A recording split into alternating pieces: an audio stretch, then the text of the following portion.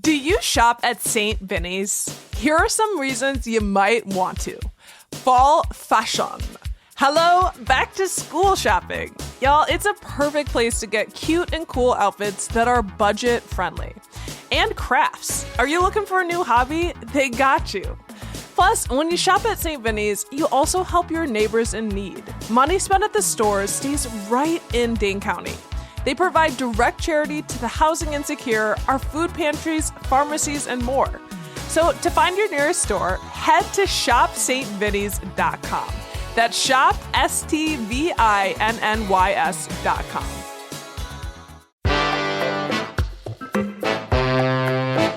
Today on CityCast Madison. It's here. Madison Comedy Week is back for yet another year, 7 days with 27 shows. This week through Saturday, you can catch hilarious local acts and comics from all across the country right here in our hamlet. We sat down with Madison Comedy Week's executive director, Madison-bred comedian Jake Snell, to get the deets on this year's fest and to ask him about what makes the Madison comedy scene so beloved, even beyond our city limits. It's Monday, August 5th. I'm Bianca Martin, and here's what Madison's talking about.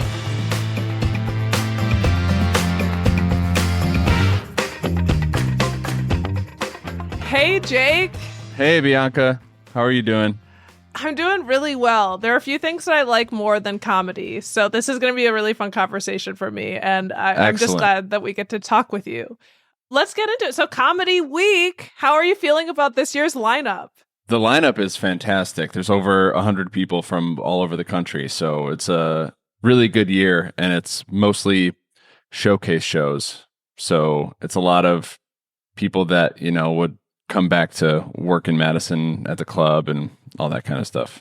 Okay, so who are the biggest highlights or names for this year's festival? So this year we actually originally were going to do no headliners and all up-and-coming comedians, just because there's more valuable stage time to give them at the club and at good indie shows around town. So a lot of the sort of selling points of these are the themes of the shows this year. But we do have headliner Jacob Williams as our kickoff show headliner, and he's been on Colbert, Wild 'N Out, Comedy Central, America's Got Talent. So he's probably one of the more credit-laden comedians of the festival, but a lot have done really great things. Bonafide, Wild 'N Out. And you are the executive director of Madison Comedy Week. And you got your start here. You spent many years doing comedy in Madison. You are wearing Comedy on State swag right now. Gotta represent. So what's the origin story of Madison Comedy Week? So when I started in Madison, there wasn't much to do outside of the Wednesday show at Comedy on State. Which is like the open mic. Yeah, and it's a fantastic show. It's, over 200 people for an open mic is insane. But a few of us just wanted more stage time opportunities, so we started proliferating shows at bars and venues around town. And then once we had enough of those, we kind of had the idea. A comedian approached me about the idea of doing a festival, so we just kind of took everything that was going on, and then I got asked to produce a headlining series, and then we just kind of combined all that and did over 20 shows in a week and called it a festival. And now the rest is history. So how long has it been running now? 2018 was our first year. The only year we didn't do it was 2020, of course. Okay, sure. Yeah, that was a whole bummer and a half. Well, I'm assuming that's kind of part of how Comedy Week still works. I noticed it's spread out over Madison's comedy clubs and different bars and restaurants that host comedy shows, right? Yep. So the club is now a bigger part of it than they had been in previous years, meaning that we have multiple nights there. So we used to have the Tuesday and the Wednesday, and now we're Wednesday through Saturday there. So we have 7 different shows that are happening at Comedy on State. And then the Burr Oak we use as an indie venue. So, you're familiar with the Burr Oak. It's gorgeous. Yeah, over on Winnebago. Yep. And so we have shows that can come from out of town. So if somebody produces a show in Chicago or produces a show in New York or anything like that, we can have that kind of serve as the space for those out of town shows as well. And then we also have, some staples of the fest that we do there every year.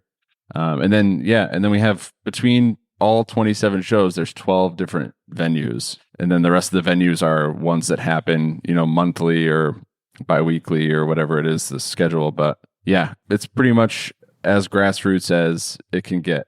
Yeah, you kind of have a little bit of a city takeover. And so you said, of course, there's Comedy on State, Burr Oak. We have Red Rooster. Comedy on State and the Burr Oak have the most frequency of shows. We also have a doubleheader night at Gamma Ray. We love the Gamma Ray. I worked there for a second. I was like, I will star bartend. And it was so fun. It's a lot of great people there. Yeah, so we're doing a doubleheader there. And then Atlas Improv is having a show. Cafe Coda's having a show. Working Draft Beer Company's having a show. There's Don't Tell Comedy, which is an international comedy franchise, actually, where it's a secret location. Okay. There's a secret location in the mix. That sounds nifty. There is a secret location in the mix. Don't Tell Comedy. And that's a pretty renowned company these days. They're producing a lot of specials for people. And they produce maybe thousands of shows a week around the world. They're out in Europe and I think in Canada and all over the country. Yeah. I think I read a little bit about them. It's a really fun concept. And so I looked at, let's talk about the acts. I looked at the different acts. There's some people that I knew, many I didn't. But you are one of the comedians during the week. You're doing a comedy event with at least one local name I recognize. The lineup for the event, Would You Rather Comedy with Andre and Maggie. Yeah. And I saw Madison's Charlie Kogis, and then others from across the country, Olivia Witt from New York, Adam Addis in Chicago, Andy Ryder, Los Angeles. Can you tell us about this event? It sounds really fun. Yeah, Would You Rather is an excellent show. And this is actually their second time coming to the festival. So they came in 2022. Yeah, just Andre Medrano and Maggie Maxwell out of New York City. They produce this show, I think, every couple weeks in Brooklyn. And there are no stand-up sets. So it's just them bringing up a comedian and having a conversation and putting them through very creative would you rather questions. And then it's just kind of a riffing show, but they've gotten so good at setting up the comedians for success and they have, they accumulate kind of excellent questions that provoke funny responses over time too. So that's an exciting one. And I've actually not done their show because I don't usually put myself on the festival shows.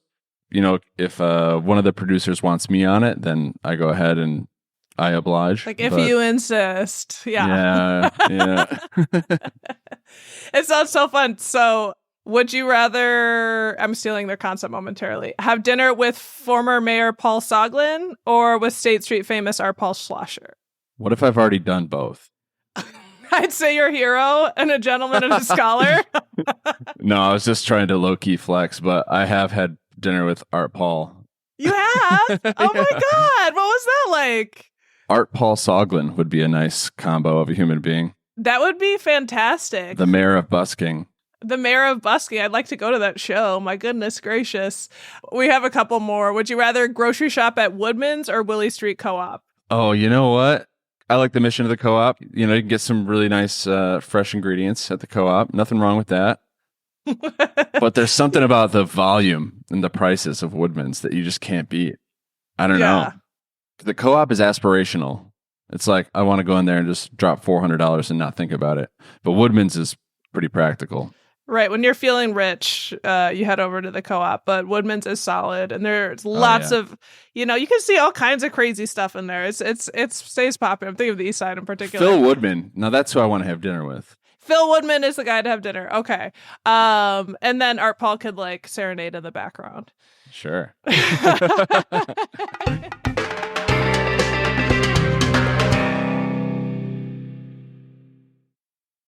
Want to teach your kids financial literacy, but not sure where to start? Greenlight can help. With Greenlight, parents can keep an eye on kids' spending and saving, while kids and teens use a card of their own to build money confidence. As a parent, you can send instant money transfers, set up chores, automate allowance, and more. It's a convenient way to run your household, customized to your family's needs, and the easy way to raise financially smart kids. Get started with Greenlight today and get your first month free at greenlight.com/Spotify.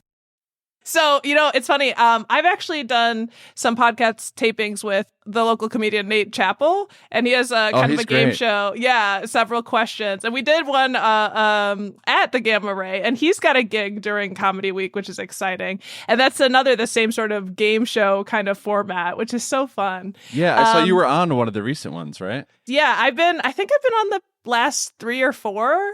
And so it's my little entree into comedy. Yeah, he's just a real unique, bizarre character, but he's so funny. And he had been around the scene for such a long time, and he started a family, and people come in and out too. And that's kind of the beautiful thing too, is that Nate hasn't done the fest in the last couple of years, and then he was like, "Yeah, I want to do my show. I want to bring my show to the festival." So I'm like, "Of course, yeah." Oh my God, it's going to be so fun. I saw a lot of fun local names on there. That should be a good set. But yeah, so like 2 game shows sort of formats. Is there also, stand-up events? And I saw improv, it seems like a lot of different formats will be present. Yeah, so our first couple nights are stand-up centric. And there's actually going to be, I used to run an open mic at the Burr Oak. I called it the Comedy Boom for Burr Oak Open Mic. Ooh. Boom shakalaka. Just real clever programming, just just excellent top tier puns and low hanging fruit all around. So we're doing a couple stand-up shows. The producers are doing a Monday show. So a lot of the people who are producing shows throughout the week, they have kind of like a preview on the Monday where they're all doing stand-up.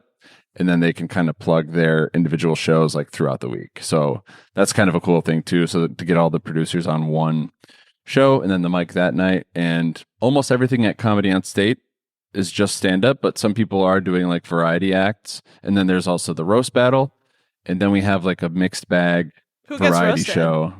It's battles. So it's like 5 different sets of people roasting each other. And then there's like a judge panel. Yeah, it's Roast Battle Chicago. They're part of like a national chain of like a roasting league, I guess you'd say. It's like a brand. It's a national brand. So they have like in all different cities.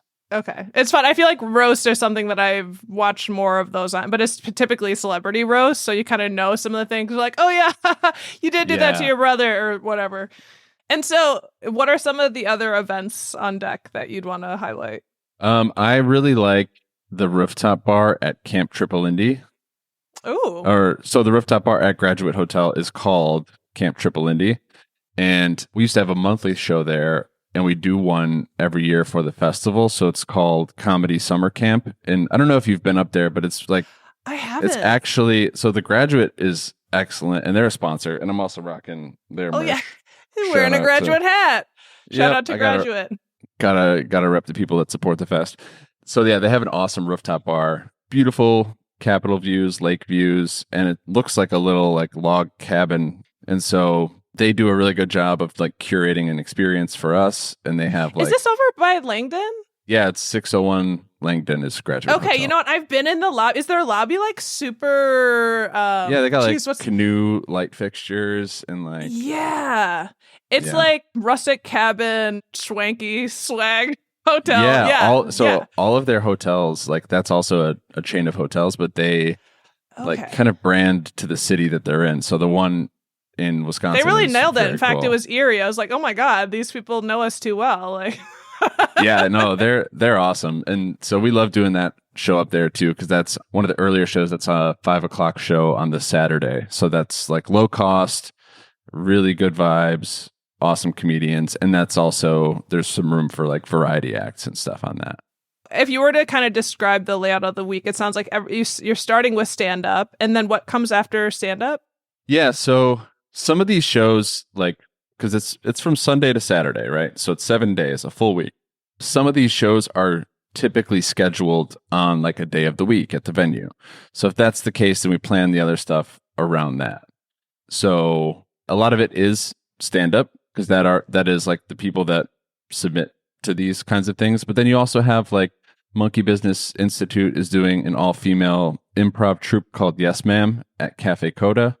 And Monkey Business is also doing The Merge, which is kind of a hybrid show of stand-up and improv. And actually, stand-ups go up, and then the improv players take their premises and stories and then they make them into scenes. Okay. Which, yeah, without seeing like the interpretation of it, you're like, okay, so what does that look like? But Monkey Business is so excellent. They bring at it to making life. That.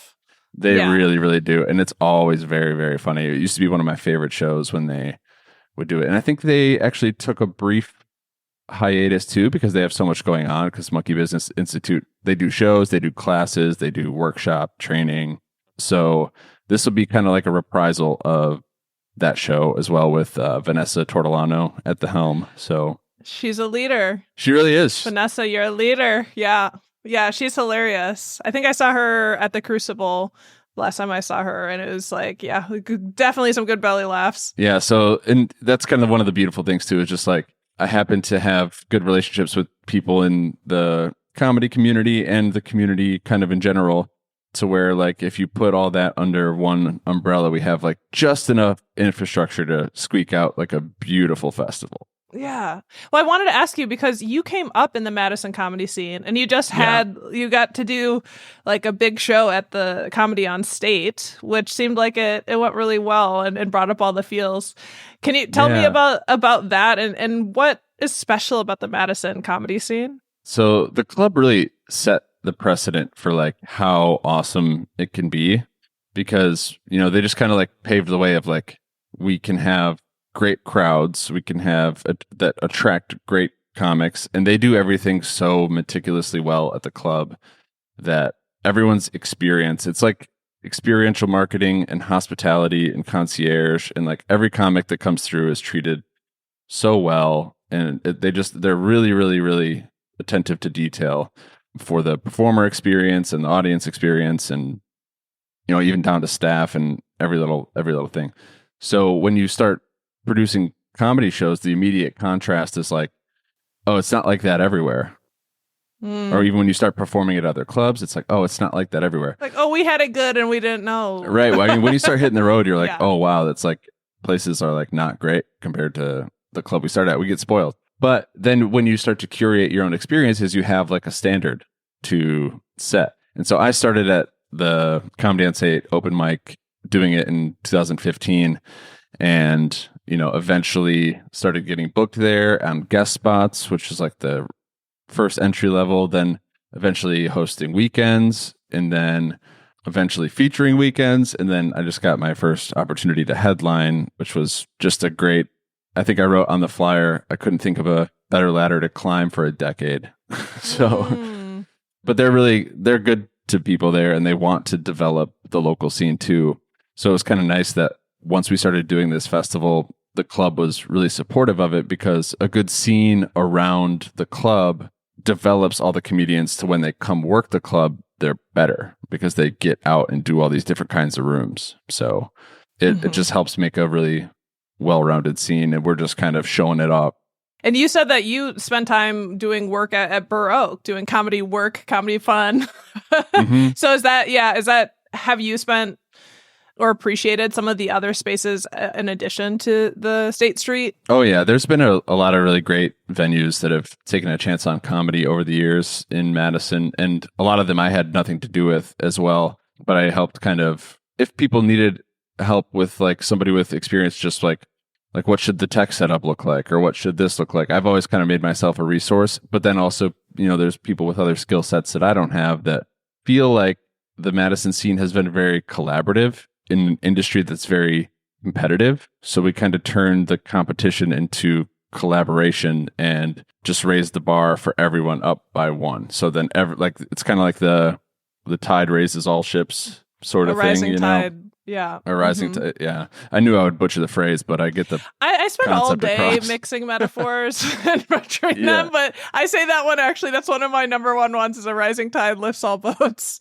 Yeah. So I think that's kind of like the central premise behind it, is that like, you know, it is for the betterment of everyone. Even if like a local show that happens, you know, every month and they're self-sustained, like they don't need any help really from us, even just us being like, okay, but we're going to do press, so we're going to go on the news, and we're going to list all your shows, and when we talk about it, like you're on our calendar and like you're integrated into this thing, like even if I can't show you the exact direct benefit, it gets a lot of eyes on the shows that are happening year round. So like a lot of the shows started in Madison Comedy Week and then moved on to be regular shows that still happen. Yeah, it's literally feeding the ecosystem. This is gorgeous. Yeah. This is gorgeous stuff. And, you know, as an audience member, I have to admit, I was called out at the Comedy on State for, quote, positive heckling. It's not allowed. Oh, so who was it? I think it was an open mic, but I recently saw Best Selling there, and she's, you know, phenomenal. But it was an open mic, and there's just a pressure, I think, for open mics, especially like people are really out there, like putting their heart out, and people might not be, you know, really engaging. So I was like, that's right. Like, and also they'll ask questions, but sometimes I guess they're hypotheticals. They're not supposed to be answered. So that's what was happening is I like answered their hypothetical question, and someone came over to me and told me that I was heckling. I was shocked. So let's talk the rules of Fight Club. Yeah. Because you obviously want engagement, but there are some parameters. Yeah, so that is a good rule of thumb. Like if you're asked a question, you can answer it. Like sometimes the thing that makes it weird is the comic on stage.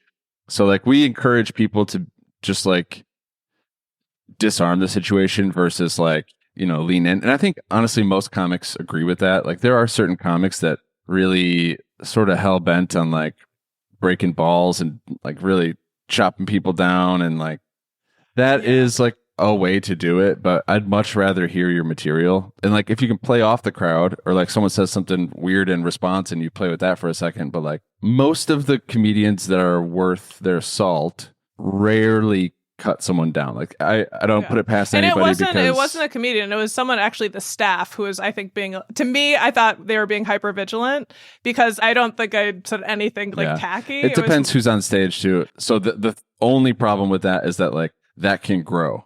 Sure. Right. So like other people who wouldn't do it positively would then feel empowered to do it. I don't even know what was said or what you did or anything, but you get good at handling those situations too.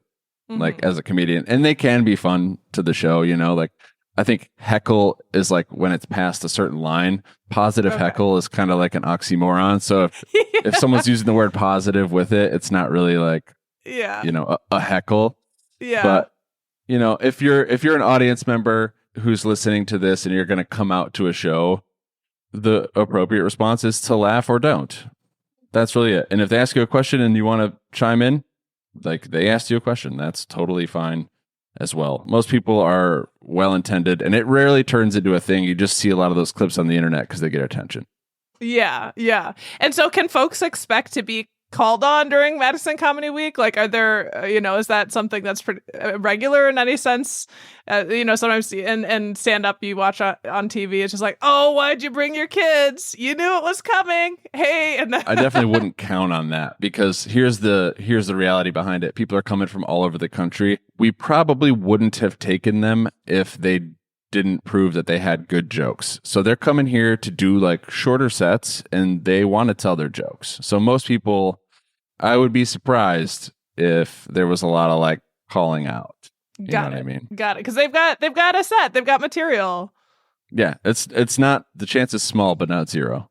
Okay. I definitely wouldn't fear it as an audience member. Definitely don't use it as a deterrent, because what you're going to see are polished professional comedians. Yeah. Okay. And so before I let you go, you've been wonderful, and I'm very excited for Comedy Week. What is your favorite part of Comedy Week? Honestly, because by the time it's all planned and I've done all the, you know, the production work, and everyone's in their spots and people are in town, the best part is just the actual doing of the show. Like watching the shows, being with the comedians after all the shows, and going out together, and like the camaraderie that builds, the fact that the ripple effect of that brings people together. So there might be a comic from Portland and a comic from Nashville that meet on a show that we produced in Madison, and then, you know, they become friends. And then, you know, when this Portland guy wants to go down to see Nashville, there's a comic there that they know, and just kind of weaving that web around the country. And even we have some international performers this year, but that kind of ripple effect is really cool. Like I know a lot of people who have met during the festival. Yeah, it sounds like an amazing interconnectedness. And the fact that it's all conjoining, I just made up a word, it is a real word, in Madison is special. It's really special. Absolutely. I think so too. Well, so where can folks get tickets and find out about the lineup?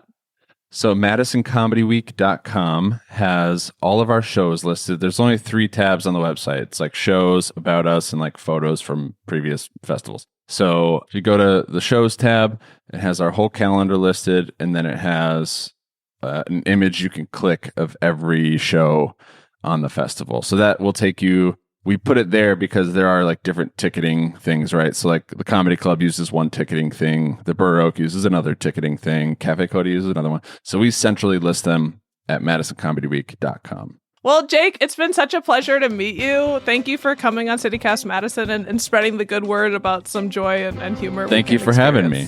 Thank you. I appreciate it a lot. That's Jake Snell, comedian and executive director of Madison Comedy Week. Madison Comedy Week is live now, so you can catch a show any day through this Saturday, August 10th. If you want to check out the lineup of this week's events or go grab tickets, head to our show notes for a link.